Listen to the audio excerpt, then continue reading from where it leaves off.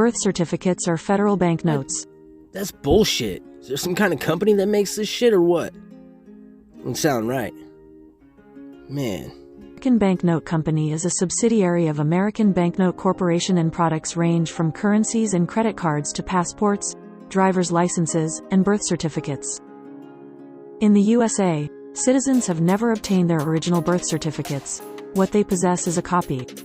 Furthermore, these copies have a serial number on them, issued on special bank bond paper and authorized by the American Banknote Company. The original birth or naturalization record for every U.S. citizen is held with Washington, D.C., and the property and assets of every living U.S. citizen is pledged as collateral for the national debt.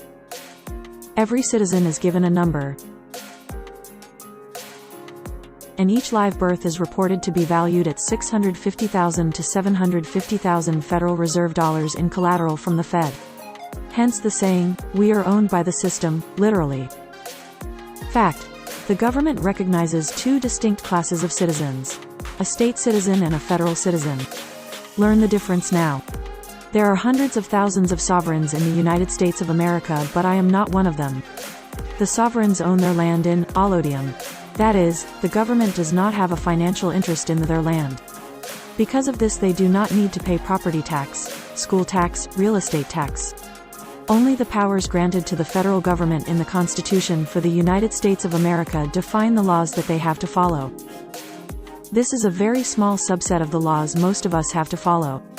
Unless they accept benefits from our contract with the federal government, they do not have to pay Social Security tax, federal income tax, or resident individual state income tax. They do not need to register their cars or get a driver's license unless they drive commercially. They will not have to get a health security card. They can own any kind of gun without a license or permit. They do not have to use the same court system that normal people do. What? That's crazy. You think we're owned by the government? No way. Not me. Unbeknownst to most people, the class termed U.S. citizen did not exist as a political status until 1866. It was a class and political status created for the newly freed slaves and did not apply to the people inhabiting the states of the Union who were at that time state citizens. Okay, so what? They owe us, like, a bunch of money? Now do the math. If indeed 317 million U.S. citizens are worth an average of $700,000 in collateral for the U.S. debt, that would mean the U.S. is worth roughly $222 trillion. Your birth certificate is really a banknote, which means you, the citizen, are what is known in the stock market as a commodity. 1. A basic good used in commerce that is interchangeable with other commodities of the same type. Commodities are most often used as inputs in the production of other goods or services. The quality of a given commodity may differ slightly, but it is essentially uniform across producers. When they are traded on an exchange, commodities must also meet specified minimum standards, also known as a basis grade. Wait. Are you saying people are commodities in America? What do you mean? What? 2. Any good exchanged during commerce, which includes goods traded on a commodity exchange. I'm not a commodity, Google. You're tripping. I will repeat myself at the risk of being redundant. Us citizens are owned by the United States Federal Reserve, a note in the stock exchange, being traded as a commodity. The note is printed by the American Banknote Company. Who are they? Yeah, who are they? The American Banknote Corporation produces a wide variety of secure and official documents. With operations worldwide, its products range from currencies and credit cards to passports, driver's licenses, and birth certificates. How does this work? Why didn't you learn this in school? I don't know, Google. You tell me. Shit. You're the robot. According to many sources, including an excerpt from researcher Brian Kelly, when the United States declared bankruptcy, pledged all Americans as collateral against the national debt, and confiscated all gold, eliminating the means by which you could pay, it also assumed legal responsibility for providing a new way for you to pay. And it did that by providing what is known as the exemption, an exemption from having to pay for anything. What the hell are you talking about, Google?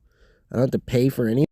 In practical terms, though, this meant giving each American something to pay with, and that something is your credit.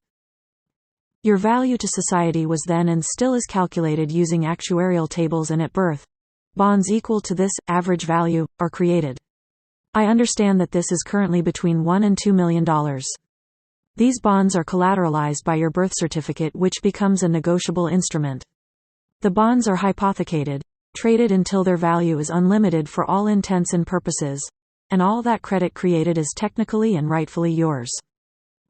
In point of fact, you should be able to go into any store in America and buy anything and everything in sight, telling the clerk to charge it to your exemption account, which is identified by a 9-digit number that you will recognize as your social security number without the dashes. No fucking way, Google. What in the hell are you talking? It is your EIN, which stands for Exemption Identification Number.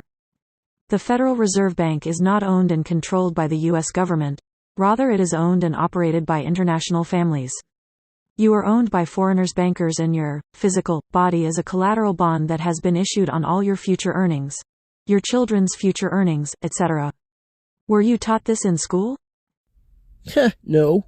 Why not? I don't fucking know, Google. Because they're too busy teaching us shit like algebra and social studies, I guess. I don't fucking know. You're the teacher.